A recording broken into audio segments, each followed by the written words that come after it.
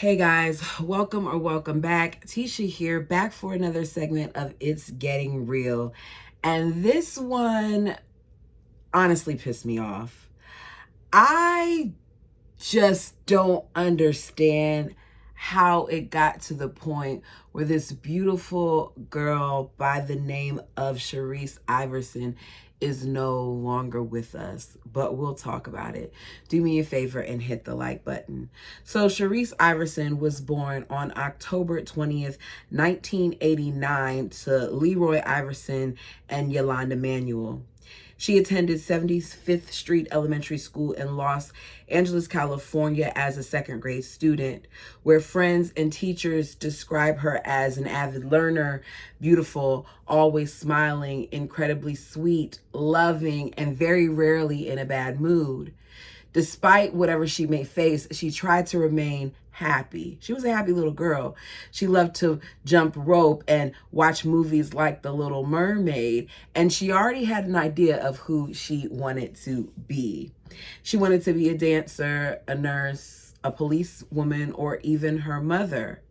At the time that her father, Leroy, met her mother, Leroy was in his mid-40s. And her mother was 15. Yes, you heard me correctly. There was a significant age difference. Now, what a 40-something-year-old wants to do with a 15-year-old, I'm not even gonna go down that path. To me, it's sick, but I'm just letting you all know that, just to let you know that this man's judgment early on was very off, because I can't see myself, who is about to be 40, wanting to ever be involved with a 15. That's a baby. You shouldn't even be looking, the thought of it. No, I'm not even going to go there. The point is, something wasn't right here in his brain that he thought it was appropriate for his 40-something-year-old tail to want to be with a 15-year-old. So Yolanda at 15 moves in with him. And of course, because they're active, becomes pregnant at 16. So she ends up quitting school and becomes an instant mom to children that are not hers, because he already has children. Now, there were some losses there over the years. I believe he lost 3 children for various reasons, like SIDS and things of that nature. Sharice was just a few years old when Jonathan, who at the time was 17 months old, ended up passing from brain swelling that was caused by meningitis. But what happened was, weeks before his passing, he had to be rushed to the ER because he had severe burns on his hands. So between him passing from the meningitis and those burns a couple weeks prior, social services decided that they would launch an investigation. Of course, that's what you would want to happen in these matters, just to show you a lot went on in the course of them being together. So social workers ended up coming over to that house multiple times, well in excess of over 30 times, to assess the problem. To me, that alone seems problematic. After all of that, something would have to give. I'm not sure what happened, but at some point, Yolanda gets fed up with Leroy, moves out, and decides that she's going to live with her sister, but she does not take her daughter with her. She has complete intentions, though, of coming back for her daughter, and she was in the process of going through the courts to get custody of her. I wish she had done it faster, because maybe if she had been with her mother, then the situation that happened would have never happened. So at this point, Leroy now is 58. He's retired. He's a bus driver. He has some health challenges like emphysema and asthma and high blood pressure and diabetes. Did I say that he has health problems? Because that's a lot of health problems. But that didn't stop him from doing what he wanted to do. So on May 24th, 1997, Sharice, his daughter, and Harold, his 14-year-old son, get in a van at around 8 p.m. to head from where they live in Las Vegas to a place called Primm, Nevada, which is right on the California-Nevada state line. So it's Memorial Day weekend. Kids don't have to rush back to school. They're looking forward to a trip with their father. But Leroy wasn't really making this a family trip despite bringing them. This trip was all about him because all Leroy wanted to do was gamble. According to his brother, Leroy had a bad case of gambling, and there were a lot of instances where he would load up his children and have them go with him to these trips that it just involved him gambling. So they end up at the Prima Donna Resort and Casino. He went to 2 other casinos before this, but he felt like the Prima Donna one seemed to be the nicest one. He felt safer there. Like safety matters to him. If he was really concerned about their safety, he wouldn't have had them there in the first place. He would have had them there in a hotel, or he may have actually watched him, but that's the reason why he says that he chose this place. So various sources say that Leroy back at home wouldn't allow the kids to play outside because he thought it was too dangerous. But apparently a casino with a bunch of strangers, if it looks nice and it looks like, oh, nothing can happen here, then you automatically assume that the kids are going to be safe. So he hands both of the kids $5 and tells them that they need to go to the arcade and play there because he's going to go gamble on his own. What is $5? What is $5 at an arcade? Even in 1997, what is $5? It's nothing. Because I remember in 97 and $5 wouldn't do nothing in an arcade. Okay, so y'all are all just going to give me 1 second, y'all. Put all devices on Do Not Disturb.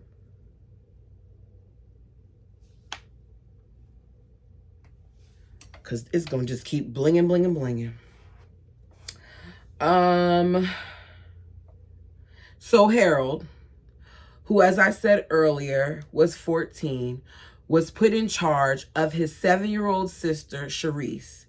They aren't even there long when hotel security notices Sharice, because she's a young child, and she's casually wandering around the casino by herself.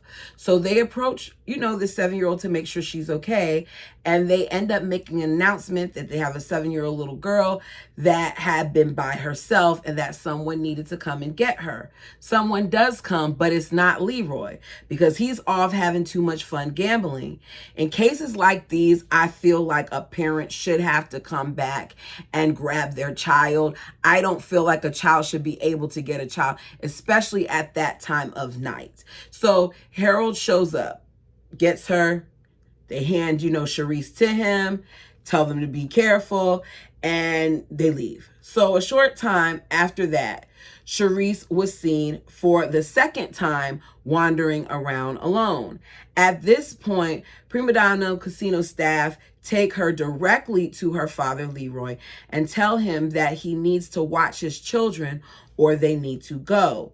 To me, they should have made him leave right then and there because it's obvious that he's not watching them. This is not the first time that you've encountered this young lady. It's the second. He wasn't even checked in at a hotel. So what exactly were his plans? I'll tell you what they are. The plan was for him to sit there all freaking night and spend money on gambling that he could have easily used for a room to make sure that his kids were safe. But that's not what he did. Instead, he entertained himself and thought that $5 a piece was going to do something for these children for hours, because it wasn't like he was only there for minutes. He was there for hours. So the arcade that night normally closes at midnight for safety purposes, but because it was a holiday, they kept it open later. I wish that they closed it early that night. Maybe this innocent child would still be there. So legally, children are not allowed on the casino floor. So instead of leaving, he took both of the kids right back to the arcade and told them to stay put. If they haven't stayed put yet, if Sharice has already wandered off at least once that he has seemed to acknowledge, twice that we know of, why would you think that she's going to again stay put in this area? And even if she does, what makes you think that is necessarily safe, you stupid man? So at 2:45 a.m., Sharice is found by security asleep on a chair. Of course she is. She's 7 years old. It's 2:45 in the morning. She's exhausted and she needs to be at home in bed. So they wake her up and bring her back to her father again. Security is over it. But I'm annoyed with security as well, because how many times are they going to have to encounter this little girl on her own to see it's obvious that she is not being monitored properly? I know that there are laws in place, we'll talk about it later down below, that say that it's past curfew and she shouldn't be out. But yet, no one's doing anything. If the man isn't listening to you, call the police and get him kicked out. So they tell him, you need to leave the casino. He says, okay, but once again, he doesn't listen. So you mean to tell me that after you told this man to leave the casino, you didn't think, oh, let's watch on camera to make sure that he actually takes his children and he leaves the casino? Or, oh, let's get somebody and follow him out to his car and make sure he pulls off from the parking lot and leaves the casino? Or, oh, let us call law enforcement and make sure he leaves the casino. No, none of those things happen. So Leroy takes her to the arcade yet again, tells her to stay put, and leaves to go and gamble. Reports from the staff at the casino say that Leroy got angry with the son every single time because he wasn't properly watching his sister. And at one point, he was clenching his fist and yelling at him, all because Harold hadn't been watching her. Do I think that he should have paid attention to his sister? Yes. As one of the older siblings, I've been there. I've been assigned to look after my sister or make sure my brother's good and things of that nature, but not to that extent. And he's a kid too. Leroy leaves and eventually comes back asking Harold, where is Sharice? Harold has no idea. See, did I not say do not disturb? Harold has no idea. So Leroy finds the nearest security guard and says that his daughter is missing, and they begin to look for her. He's yelling out for Sharice, but she's not responding. So finally, after 5 a.m., Leroy asks one of the female staff members, I believe that she was a part of housekeeping, to check the arcade restroom. Within moments, she runs out of that restroom hysterical. She pulls him into the bathroom where Sharice is, but it's too late. She's found in the handicapped stall of the restroom with no clothes on, sitting on the toilet with her feet in the bowl. This was obviously done to hide that she was in that stall. So Leroy and the staff members then try to make attempts to resuscitate her, but she was gone. Metro Police Department arrive. They block off the entire restroom and start their investigation, with everyone wondering why Leroy left his children unattended in the casino. And I gotta be honest, I'm wondering too, because his neglect as a parent led to a horrible death for his daughter. Sergeant Ralph Hemington of the Metro Police Department Juvenile Division stated that when a child is found around the strip, that typically the first attempt is made to locate the parent and then return the child. If that doesn't happen, immediately the children are supposed to be taken to a juvenile facility for their own safety. But that didn't happen here. Officials also say that there is a curfew that was put in place to prevent children under 18 from being in public areas. Most places 10 o'clock, at the casino area on the strip 9, unless they were with a parent. But police didn't have the resources to patrol the casinos and ensure that all of these different rules were being followed. But casino staff knew. With the help of security cameras and the work of the staff, police are able to see Sharice's final moments. It becomes clear that Sharice was left unattended from the hours of 1 a.m. to a little bit before 4 in the morning. Her brother spent most of the night hanging out with kids his own age, not his sister. So at around 3 a.m., right after the third and final time that Sharice was taken back to the arcade by her dad, Sharice is seen playing with a boy that is her age. According to police, while looking at the footage of Sharice, they count over 40 children that are unattended in the arcade, showing that this was not just a Leroy thing. A lot of parents did this. 40 kids unattended, more than 40, at 3 a.m. in the morning. What the hell is wrong with these people? I just don't get it. I don't care if I'm on vacation or not. I'm not going to leave my child, especially not my 7-year-old child, in an arcade that late in the morning by themselves. It's not right, just so I could go gamble. I couldn't imagine doing it. She was last seen walking out of view of the camera at around 3:45, heading towards the bathroom. Moments later, and I'm talking seconds later, a white male in his late teens to early 20s follows behind her. But they weren't able to confirm which restroom either of them went into based on the angles of the cameras. After the first guy goes into the bathroom, then another one around the same age does the same thing. I'm not sure exactly why they're playing follow the leader here, but apparently that's what it looks like on camera. It's quickly confirmed that they had been together, the guys, the entire night. The second guy is in the bathroom for under 2 minutes. And then he's seen coming out, standing in the hallway of the entrance. He's not leaving though, he's just waiting there. Maybe he's waiting for his friend because he's blowing it up. Maybe he's waiting for his friend because he's in there talking to someone. Whatever reason, he's standing there, in my opinion, watching to make sure nobody comes that way. Because why exactly are you just standing out in the hall? Doesn't make sense.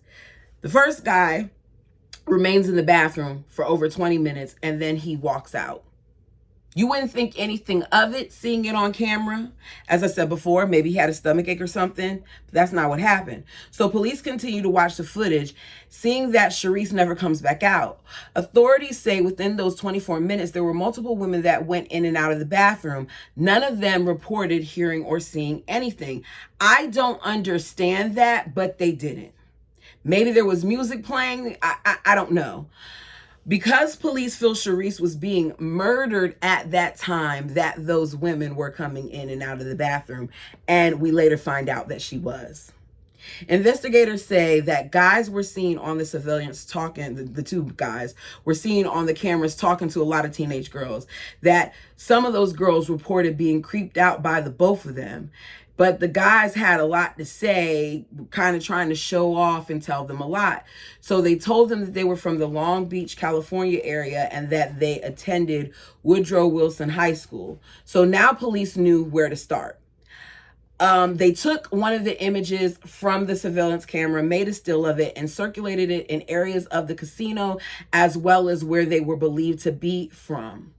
Very quickly, police were able to identify the two gentlemen as David Cash Jr., that was the one who was waiting outside, and Jeremy Stromer, I forgot how you pronounce his last name, who was the one that was in the bathroom for over 20 minutes. In the early morning of May 25th, 1997, Jeremy, age 18, and David, 17, were at the Prima Donna Resort and Casino accompanied by David's father because they were on a guy's trip. They were there to have fun. His dad was there. David's dad was there to gamble. At around 4 a.m., Jeremy began repeatedly making playful contact with 7-year-old Sharice Iverson, who was roaming the casino alone. That could be seen two ways. He was just being nice, or maybe she was his prey. Either way, in a late o'clock 3, early 4, he was playing with her.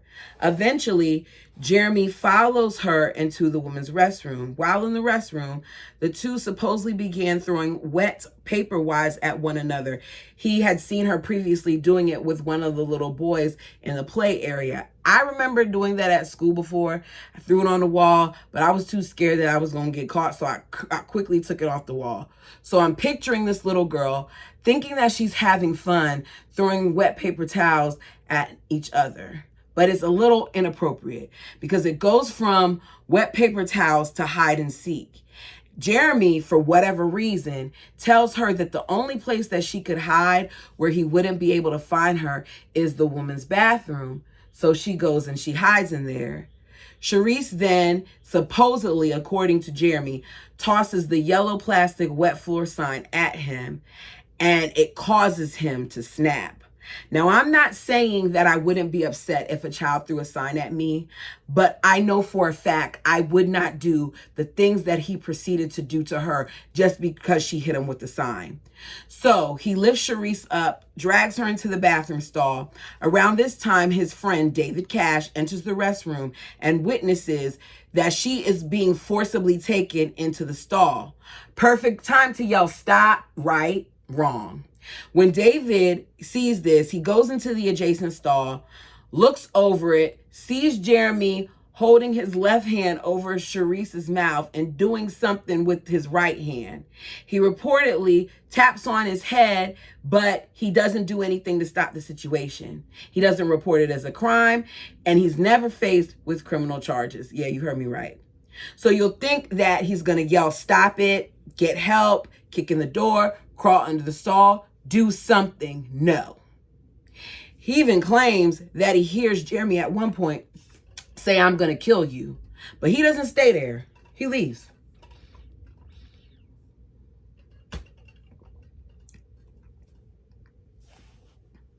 David Cash Jr. decides to leave the restroom and wait for his friend. You hear and see all of that, and you decide that this little girl isn't worth saving. Where is the humanity? Infuriating, right? He strips her, and at some point he hears women in the restroom. He believes it's two of them, but he continues to keep her mouth covered. As a result of this, she passes out. When questioned by the police, Jeremy admits to putting his hand over Sharice's mouth, dragging her into the handicapped stall, where he sexually assaults her. As he was holding her against her will, his hand cupped over her mouth, the women that I said walked in.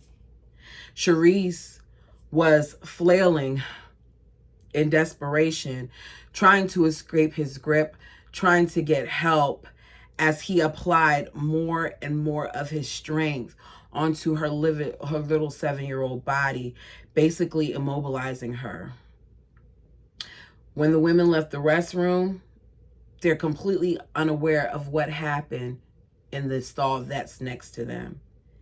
He decides that the only way to get out of this is to strangle her. He added that before he left, he noticed that she was still alive. According to Detective Ramos, one of the detectives that questioned him, he said she was still breathing. He tells me that he put his left hand under her jaw, his right across the back of her skull, and snapped her neck, just like you see on TV. Despite the horrific trauma Jeremy had inflicted on the young girl at this point, she still wasn't dead because she was a fighter. So he snapped her neck a second time. But that wasn't good enough for him, according to Detective Ramos. He took the little girl, now deceased, folds her in half, and stuffs her in the toilet. Let me add that he walks out of the restroom like nothing happened and tells his friend David, "I killed her." They then leave and finish out the rest of their vacation, making a pact that they're not going to say anything to anyone. 3 days later, Jeremy was taken into custody at his home. 2 of his classmates in Long Beach had identified him after security tape footage was played on the television news. Jeremy was charged with first-degree murder, first-degree kidnapping, and sexual aid of a minor. On a scratchy cassette tape of his confession recorded 4 days after the killing, the so-called great student, the honor roll student, could be heard matter-of-factly describing the crime. He's asked if Sharice's eyes were open before he left the stall because the Detective Ramos, was searching for just a glimmer of remorse, but there was none. He said, I don't think I really looked at her eyes. I don't recall looking at her face at all." That poor baby. Attorneys later tried to have the confession suppressed because he was not given legal counsel, but the police said that Jeremy waived his right to have an attorney present during questioning. The day Jeremy was set to go to trial, September 1988, his defense attorney, Leslie Iverson, was a very high-profile attorney, and she tried to paint detectives as bullies and say that they intimidated him to get the confession. On September 8th, he pled guilty to those 4 charges of first-degree murder, first-degree kidnapping, first-degree sexual assault. No, let me read that over. First-degree murder, first-degree kidnapping, sexual assault on a minor with substantial bodily harm, and sexual assault on a minor. So they did multiple charges. He tried to appeal the case when the Supreme Court made a ruling stating that juveniles aren't cerebrally developed enough to fully understand right or wrong, nor the severity of some of their choices, blaming his behaviors on his birth parents because he was adopted, drug use, and a predisposition for mental illness because his biological mother was diagnosed with chronic schizophrenia and had been hospitalized over 60 times. He claimed that, he was high and he was on drugs at the time of the act and he did not remember committing his crimes. He even suggested that perhaps David Cash had in fact been the one to murder Sharice. On October 14th, 1998, he was sentenced to 4 life terms, 1 for each crime that he pled guilty to be served consecutively without the possibility of parole. Since then, based on what I read, he is married and he is living in jail with hopes to one day get out. In the aftermath, Sharice Iverson's mother demanded that David Cash Jr. also be charged as an accessory to murder. I think that he should have been too, but authorities stated that there wasn't sufficient evidence connecting him to the actual crime. I don't understand how, when he admitted that he saw what he saw, but at the time, he couldn't be labeled as an accessory. So David was never prosecuted for any offense related to the murder. In weeks following the arrest, David told Los Angeles Times that he did not dwell on the murder of Sharice Iverson. I'll quote what he said. "I'm not going to get upset over somebody else's life. I just worry about myself first. I'm not going to lose sleep over somebody else's problems." What type of person speaks that way? He witnessed the crime and he walked out. He's scum. He knows what happened to this little girl and he's saying he can't get upset about what happened to her. Do you have to know somebody to show a little bit of care and concern for them? I think not. In a radio interview, he stated that it was a very tragic event. The simple fact remains that I don't know this little girl. I don't know people in Panama or Africa who are killed every day, so I can't feel remorse for them. The only person I know is Jeremy. I'm sensing some racist undertones there with that statement, and I could be wrong. Correct me down below, but that's just what I'm sensing. Because why, out of all things, would you reference Africa and Panama and talk about people getting killed there every day? People get killed here every day. And guess what? They don't have to look like me in order for me to have a little bit of empathy for them. They don't have to look like me in order for me to be like, man, that's messed up. Here this guy is, and he don't care. Sharice Iverson's murder led to the passage of the Nevada State Assembly Bill 267, requiring people to report to authorities when they have reasonable suspicion that a child younger than 18 is being sexually abused or violently treated. It stemmed from Cash's inaction during the commission of the crime. The Sharice Iverson bill, introduced by Nevada State Assembly Majority Leader Richard Perkins, provides for a fine and possible jail time for anyone who fails to report of the nature that led to the creation of the bill. I'm going to be honest that I feel like you should have to do time regardless. I don't feel like it should be a fine or possible time for cases like his. This one, yeah, he should have did some time. The bill was enacted in 2000. Sharice Iverson's murder also led to the passage of the California Assembly Bill 1422, the Sharice Iverson Child Victim Protection Act, which added Section 152.3 to the California's Penal Code. The duty to rescue law requires that a person notify law enforcement if they witness a murder, rape, or any lewd or lascivious acts. I know I said that wrong. Where the victim is under 14 years old. This crime has so many layers to it that I really don't know where to begin with my thoughts. I could talk about the father's neglect, the lack of humanity, the way she was lured into the bathroom. But one thing that just stood out to me based on both of their statements is that they both enjoyed being cruel and abusive to people that they deemed as lower levels of life. I gotta call it like I see it.